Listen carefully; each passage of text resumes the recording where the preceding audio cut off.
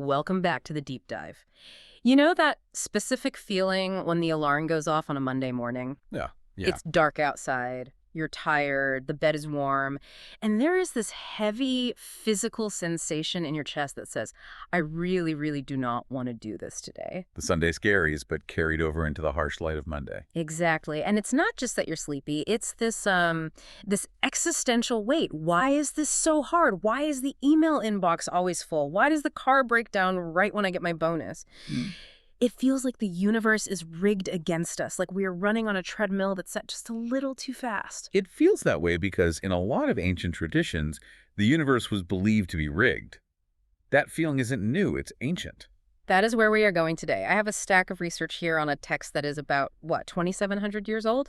And what shocked me looking through this is that this guy, this ancient Greek farmer, he isn't writing about heroes or wars or great romances. No. He's writing about exactly that feeling, the grind. We're looking at Hesiod, specifically a poem called Works and Days.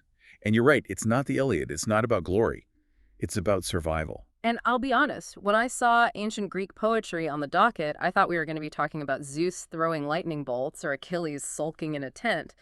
But this reads like a survival guide for someone who is just trying not to starve. It is a survival guide. You have to place yourself in the timeline here. This is roughly 700 BCE. Okay. So we were contemporaneous with the biblical prophet Isaiah. But the world Hesiod lives in is not the glorious Athens of Plato or Socrates with the white marble and the philosophy schools. That's hundreds of years later. This is more greedy. Much more.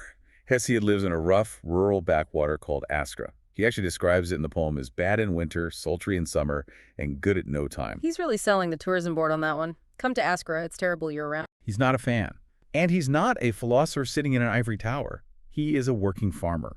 He's looking at the soil, he's looking at his neighbors, and he's trying to figure out why life is one long string of miseries. So the mission for this deep dive is fascinating. We aren't just doing a history lesson. We are going to take Hesiod's worldview, which, spoilers, is incredibly pessimistic, and we're going to hold it up against the Bible. Right. Because when you see what Hesiod thought about work and the gods, the Christian view suddenly looks very, very different. It acts as a foil. We often take the biblical view of hope or work for granted. We assume everyone always thought work is meaningful. But when you read Hesiod, you realize, oh no, the default human assumption is that work is a curse and the gods hate us. And it all starts not with some grand philosophical question, but with a family drama. A very messy one. Okay, before we get to the theology, we have to talk about why he wrote this. Because this isn't a textbook. It's a diss track. That is probably the most accurate genre description. It is a didactic poem, meaning a teaching poem, but it's addressed to one specific person, his brother, Perses. Tell me about Perses, because from the notes I have here, he sounds like a real piece of work. He was. So their father died and left them an inheritance, a farm, essentially, and they split it. But Perses wasn't happy with his share. He wanted more. The classic sibling rivalry. But he takes it to the next level. Instead of working for it, he went to the local magistrates, the kings or judges of the town, and he bribed them.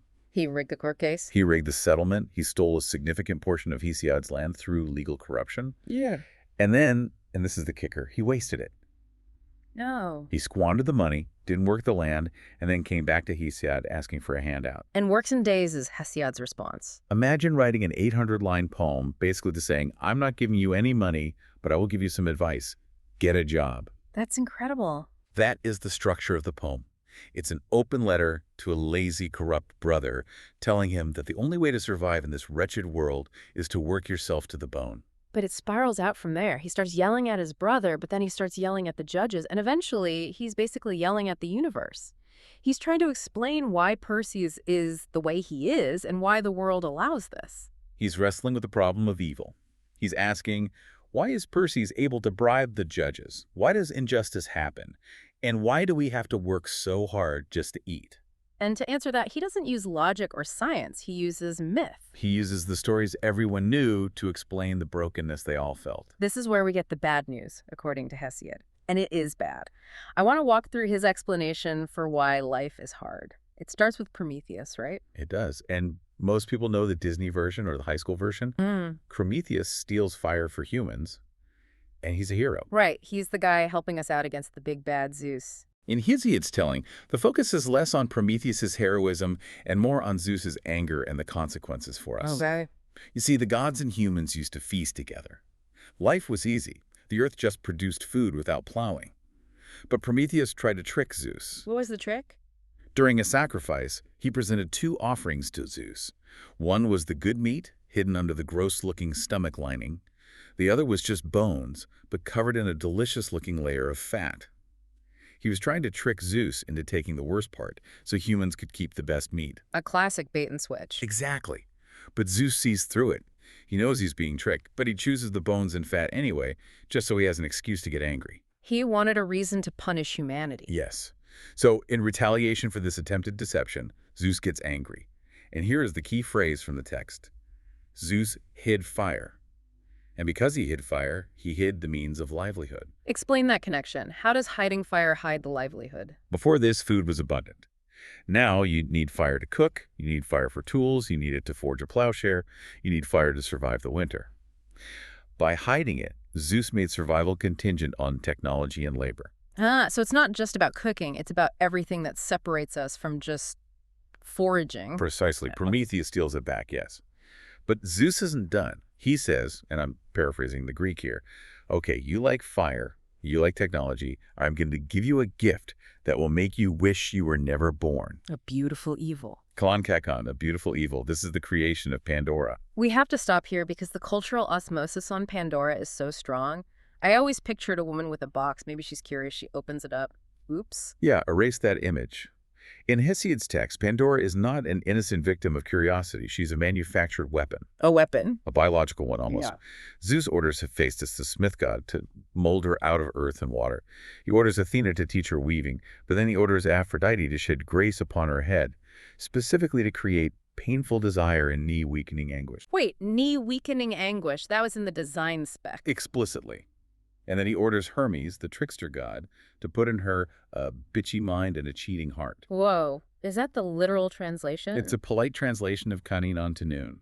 It means a dog-like mind, which in ancient Greek idiom meant shameless, greedy, and treacherous. So every part of her is designed to be a trap. The point is, Pandora isn't a human woman who makes a mistake. She is a drone sent by Zeus to destroy humanity's peace.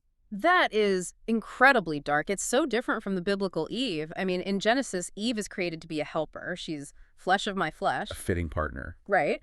The tragedy in Genesis is that a good thing gets corrupted. The tragedy in Hesiod is that she was never good to begin with. Exactly. In Genesis, the fall is a human failure. We broke the covenant.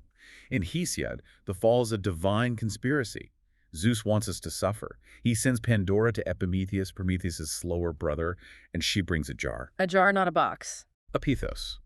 A large storage jar for grain or wine, and she removes the lid. And out flies all the miseries, hard labor, sickness, painful death, all the evils. Hesiod says the earth is full of evils and the sea is full of evils. And then she slams the lid shut. And the only thing left inside is hope. Help us. Now, I've always heard this interpreted positively, like, oh, the world is terrible, but at least we have hope. Like, it's the consolation prize? That is the modern Hallmark card reading. Yeah. But think about the context we just built. Zeus designed this jar to punish humanity. Why would he put a genuine comfort inside a torture device? That makes sense. If the jar is a weapon, then the hope inside isn't a medicine. It's part of the weapon. Most scholars of Hesiod argue that elpis here doesn't mean hope in the Christian sense of confident expectation. It means deceptive anticipation. Explain that. It's the delusion that keeps you working. It's the carrot on the stick. You think maybe next year the harvest will be better, but Zeus knows it won't be. You hope you won't get sick, but the sickness is already out there. So hope is just the final cruelty. It's the thing that keeps you suffering longer because you think it might end, but it won't. It denies you the release of just giving up. That is the Iron Age reality. Iron Age. We use that term for technology, Bronze Age, Iron Age. But for Hesiod, it was a moral category, wasn't it? Yes. He has this myth of the 5 ages: gold, silver, bronze, heroes, and iron. And it's a story of decline. Walk us through them. What was the Golden Age like? Perfect. People lived like gods. They didn't work. They never got old. They just danced and feasted. The earth produced fruit on its own. When they died, it was like falling asleep, and they became kindly spirits. So, Eden, but with better parties. Pretty much. Then came the Silver Age. This was a step down. People stayed infants for 100 years, cared for by their mothers. When they grew up, they were arrogant and foolish, and they refused to honor the gods. So they were basically giant, impious toddlers. Exactly. So Zeus got angry and wiped them out. I'm sensing a pattern with Zeus. It's his go-to move. Then came the Bronze Age. These people were made from ash trees. They were obsessed with war. Everything they had was bronze, their weapons, their houses. They are terrible and strong, and they ended up killing each other off. Then after that? There's a brief interlude, the Age of Heroes. This is the generation that fought at Troy and Thebes. They were more just, more noble, a sort of temporary improvement. When they died, they went to the Isles of the Blessed. But it didn't last. It didn't last. After them comes the Iron Age. Hesiod's own time. And he says, I wish I had died before this or been born after. He hates his own era that much. He describes it as a time where men never rest from labor and sorrow by day and from perishing by night. He predicts that eventually babies will be born with gray hair. Born old. Born old, born tired. Children will dishonor parents. Brother will fight brother like he in purses. There will be no justice. And the defining maxim of this age is might makes right. It sounds like he's describing a societal collapse. But this brings up a massive philosophical difference with the Bible. Hesiod sees history as a slide down a hill. It's just getting worse. It's entropic. There is no redemption arc. There is no Messiah coming to turn the Iron Age back into a golden age. There's just the grind until Zeus decides to wipe us out too. My man, that is heavy. If you actually believed that the gods are petty, that work is a punishment, and that history is a dead end, how do you get out of bed? Fear. You get out of bed because if you don't, you starve. And that brings us to the works part of Works and Days. Right, because despite all this gloom, he doesn't tell his brother to give up. He tells him to work harder than anyone else. This is where we hit the concept of common grace. Because even though Hesiod's theology is nightmare fuel, his observation of reality is incredibly sharp. He looks at the world and realizes, lazy people die, diligent people survive. He has this concept of two strifes, doesn't he? You mentioned strife earlier as a bad thing, but here he nuances it. Yes, Eris. He says there isn't just one kind of conflict. There's a bad strife, which is war, lawsuits, fighting. That's what Perses is doing with the judges. It's destructive. But there's a good strife. Not petition. Exactly. He says this good strife was put into the world by the gods. He says when a lazy man sees his neighbor getting rich, he rushes to work. Potter is jealous of potter and craftsman of craftsman. He's saying envy can be a good motivator. A productive one, at least. He sees this competitive drive as the only thing pushing humanity forward in the Iron Age. It's the engine of survival. It's basically capitalism 101, or at least market economics. It is economic realism. And here is where we see the overlap with the Bible. If you open the book of Proverbs, you see very similar advice. Go to the ant, O sluggard, consider her ways, and be wise. Proverbs 10.4. A slack hand causes poverty, but the hand of the diligent makes rich. It's almost a direct echo. It's the exact same mechanism. Both Hesiod and Solomon, the primary author of Proverbs, agree that the universe has a grain to it. If you go against the grain, if you sleep during the harvest, you get splinters, you starve. So on the level of what should I do on Tuesday, Hesiod and the Bible agree, get up, do your work, don't be lazy. They also agree on justice. Hesiod is obsessed with justice, or dike. He warns the bribe-devouring judges that Zeus has 30,000 invisible spirits roaming the earth, watching for injustice. That sounds a lot like the eyes of the Lord in Scripture. The eyes of the Lord are in every place, keeping watch on the evil and the good. It does. Hesiod warns that if a city allows injustice, Zeus will send plague and famine. He connects moral behavior to physical flourishing. And the Old Testament prophets do the exact same thing. Oh, absolutely. Read Amos or Isaiah. They scream at the elites for trampling the poor and warn of divine judgment. So there's this parallel track. Both cultures see a clear link between righteousness and prosperity and wickedness and ruin. So if you just squinted, you could almost mistake Hesiod for a biblical prophet. He's calling for justice, he's praising hard work, he's condemning corruption. Almost. But you have to look at the why, the motivation, and this is where they diverge massively. Okay, what's Hesiod's why? Why does Hesiod want you to be just? To avoid the plague, to keep Zeus off your back. It's self-preservation, it's transactional. He's not doing it out of love for his neighbor. He explicitly says you should sacrifice to the gods so that they may have a kindly heart and spirit towards you, and you may buy your neighbor's land and not he yours. Chuckles, wow. Lord, please bless me so I can hostile take over my neighbor's farm. That's so cynical. It's a zero-sum game. You appease the gods so they don't crush you. Compare that to the Bible. Why does God call for justice in Leviticus or Deuteronomy? Be holy, for I am holy. It's imitative. It's relational. Yes. We are made in God's image. We do justice not just to avoid a lightning bolt, but because we are reflecting the character of the Creator. Hesiod has no concept of a creator who loves him. He only has a cosmic landlord who keeps raising the rent. And that changes the whole source of evil, doesn't it? For Hesiod, evil is external. It's Pandora, it's Zeus, it was done to us. Right. Humanity is a victim of divine politics. But in Genesis 3, evil is an internal choice. It's rebellion. Adam and Eve weren't tricked by a divine conspiracy. They chose to disobey a clear, good command. Which means responsibility lies with us. And that's a crucial difference. If you're just a victim, all you can do is try to survive. But if you're responsible, you can also repent. There's a path back. That distinction changes the vibe of the work entirely. If I'm working to appease a tyrant, that's slavery. If I'm working to imitate a father, that's, well, what is that? That is the beginning of the Christian pivot. And to understand that, we need to look at a specific Greek word that appears in both Hesiod and the New Testament. Ponos. Ponos. It sounds painful. It gives us our English word pain. In Hesiod, ponos is the defining feature of the Iron Age. It means sweat, toil, fatigue, the breaking of the body. It's not just work, it's miserable, painful labor. And for him, that's all there is. He views ponos as the punishment for Prometheus's trick. It is the permanent, unchangeable state of humanity. And the Bible has ponos too, Genesis 3. Cursed is the ground because of you. In pain you shall eat of it.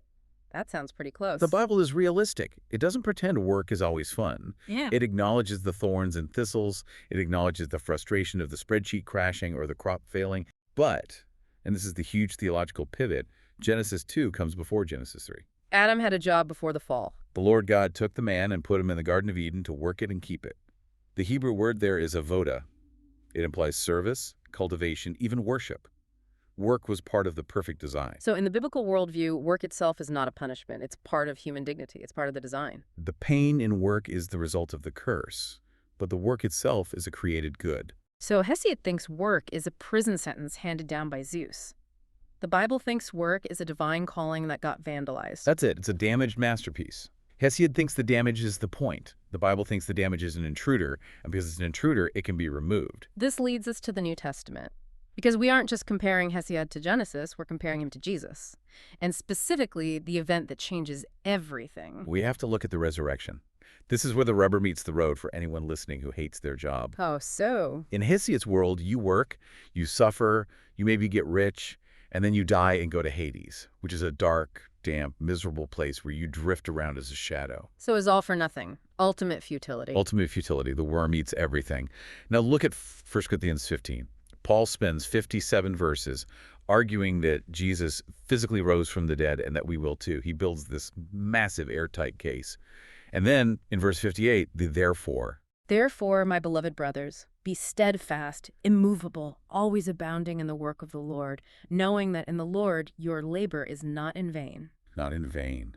Ukkinon. Not empty, not hollow. Paul is directly attacking the Iron Age worldview. He is saying that because the resurrection happened, the cycle of decay is broken. Death does not have the final say. So my work today somehow isn't just going to turn to dust. That's the claim. But wait, does work of the Lord just mean preaching and singing? Because I'm sure some listeners are thinking, well, that's great for pastors, but I drive a truck. That's a good question. That's the trap we fall into, the sacred-secular divide. But look at Colossians 3. Paul is talking to slaves people who had the worst grind imaginable, far worse than Hesiod's farm. They had no rights, no pay, no freedom. The ultimate ponos. And he tells them, whatever you do, work heartily as for the Lord and not for men. He's telling the slave sweeping the floor that he's actually working for Christ. He is reassigning the boss. In Hesiod's world, you work for Perses, or the corrupt judge, or your own belly. In the kingdom, you work for the king. And that infuses the work with a new dignity. It changes the audience. You're not just trying to please a human master who might be cruel or indifferent. You're serving the one who loved you and gave himself for you. And that means the labor has an eternal resonance. It carries over. That's a radical shift in perspective, but I want to push back a bit. Does that actually help the guy whose back hurts? Does it change the ponos? It doesn't remove the sweat, but it changes the meaning of the sweat. Viktor Frankl famously said that suffering ceases to be suffering at the moment it finds a meaning. And Hesiod offers no meaning. Only survival. The gospel offers a meaning that is cosmic in scale. It says that your work, done in faith, is building blocks for the new creation. That is superior. It's a superior hope. And speaking of hope, remember the jar. The deceptive hope. The cruel tease. In the New Testament, hope elpis is redeemed too. It's no longer, maybe things will get better. It's one of the three theological virtues. Alongside faith and love, it is the anchor of the soul, firm and secure. So what's the difference? Biblical hope isn't optimism. It's certainty about the future based on the past. It is Christ has died, Christ has risen, Christ will come again. It is a confident expectation. Hesiod's hope keeps you on the treadmill. Christian hope tells you the treadmill is going to be dismantled and replaced with a wedding feast. I love that image. We're building toward the New Testament's direct engagement with this culture because, as you mentioned in the pre-show, the apostles weren't writing in a vacuum. Not at all. They were writing to people who grew up on Hesiod. Absolutely. Works and Days was the mental furniture of the ancient world. It was their farmer's almanac and their Bible rolled into one. Everyone knew the Proverbs. Potter hates Potter. Do not let a woman with a sweeping train deceive you. Labs, you really said that. Oh, yes. Hesiod had issues. But my point is, when James or Peter or Paul wrote their letters, they were subverting these specific cultural ideas. They knew their audience was thinking in Hesiod's categories. So they were doing cultural critique. And offering a better story. Let's look at the hawk and the nightingale. This is a fable in Hesiod, right? The earliest fable in Greek literature. It's brutal. A hawk catches a nightingale. The bird is crying, terrified, and the hawk says, "Stop screeching. I am stronger than you. I will eat you if I want or let you go if I want. Only a fool struggles against the stronger." The ultimate might makes right. It is the logic of the Iron Age. The strong do what they can, the weak suffer what they must. Now, flip to 1 Peter. He is writing to Christians who are the nightingales. They are being persecuted by the Roman hawks. And what is his advice? It's not revolt. No. But it's also not despair. He points them to Christ. He says Christ also suffered for you, leaving you an example. He describes Jesus as one who, when he was reviled, did not revile in return. When he suffered, he did not threaten, but continued entrusting himself to him who judges justly. He's describing a new way to be human, a third way beyond being the hawk or the victim of the hawk. He is claiming that the hawk does not actually win. The hawk thinks he wins because he has the power, but the lamb wins because he has the resurrection. Peter is telling them that the fundamental power structure of the universe is not brute force, it's sacrificial love. That overturns the entire heroic and Iron Age ethic. And what about Paul? We touched on him earlier, but how does he handle the grind? Because Greeks generally looked down on manual labor, didn't they? They did. For the elites, think Aristotle or Plato manual labor was for slaves. It deformed the body and made the mind dull. True flourishing was in leisure, in philosophy. Hesiod respected it as a necessity, but he didn't love it. But Paul was a tent maker. He worked with his hands. And in 1 Thessalonians 4, he tells the church to make it your ambition to lead a quiet life and to mind your own business and to work with your hands. Make it your ambition to be quiet. That's the opposite of the heroic ambition for glory. It is. But look at the reason he gives. Not so you can get rich like your neighbor. He says so that you may walk properly before outsiders and be dependent on no one. And elsewhere. In Ephesians, he says to the thief, let him labor, doing honest work with his own hands, so that he may have something to share with anyone in need. He turns work into an act of love, from a tool of self-preservation into a tool for community provision. Exactly. Hesiod works for self-preservation. Paul works for community provision. He dignifies the labor that the culture despised, because love makes the labor noble. And then there's James. We talked about Hesiod screaming at the corrupt judges. James seems to channel that same energy. James 5 is fascinating here. He says, come now, you rich, weep and howl for the miseries that are coming upon you. It's fiery. It is. And then, behold, the wages of the laborers who mowed your fields, which you kept back by fraud, are crying out against you. That is Hesiod's situation. Perses and the judges defrauding the worker. It is, but James adds a line that Hesiod couldn't. He says, and the cries of the harvesters have reached the ears of the Lord of hosts. Lord of hosts, that's military language. Sabaoth. Yeah. The Lord of armies. James is telling the purses of the world, you think you got away with it because you bribed the earthly judge. The cosmic judge has heard the case, and he is coming. Hesiod hoped Zeus was watching, but he wasn't sure. James is absolutely sure. And that certainty allows the believer to have patience. James follows that up with, "Be patient, therefore, brothers, until the coming of the Lord." You don't have to take revenge. You don't have to despair. Justice is coming. This brings us to the final major engagement with culture, Acts 17. Paul in Athens. The Areopagus. Yeah. This is the intellectual center of the world. Paul is standing in the shadow of the Parthenon, and he's surrounded by Epicureans and Stoic people who are the philosophical descendants of Hesiod's worldview. And he doesn't start by yelling at them. No, he starts by building a bridge. He says, "Men of Athens, I perceive that in every way you are very religious." He finds an altar with the inscription, "To the unknown God." He finds common ground. Then he quotes their own poets. He quotes Aratus and Epimenides. He says, "In him we live and move and have our being, and for we are indeed his offspring." This goes back to common grace. He's affirming what they got right. He's saying, you are looking for God. You feel that connection to the divine. You are right to feel that. But then comes the pivot, the correction. Because they were worshiping idols? They had an altar to the unknown God. And Paul says, "What therefore you worship as unknown, this I proclaim to you." And he dismantles their view of the gods.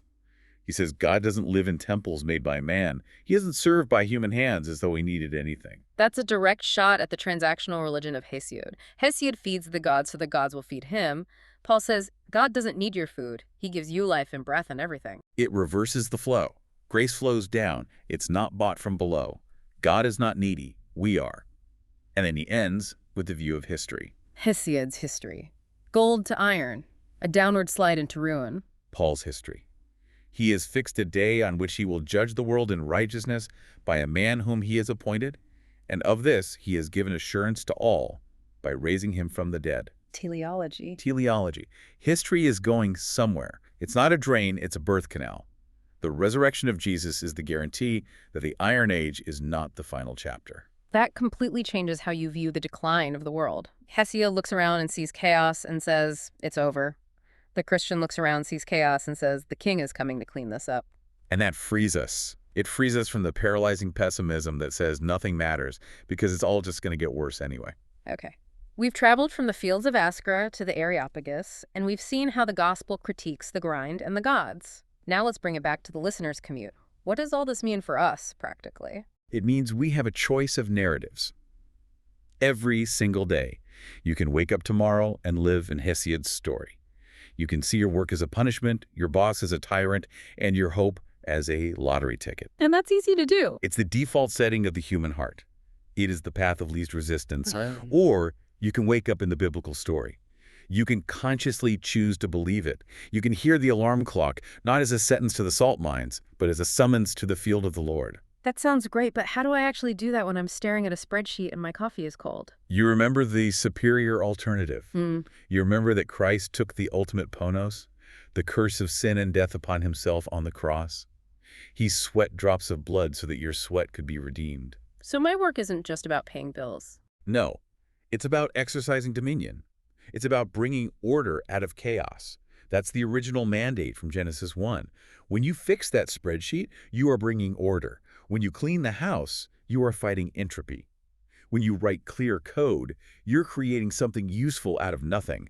You are pushing back the Iron Age in the name of the new creation. That gives dignity to the most mundane tasks. It does.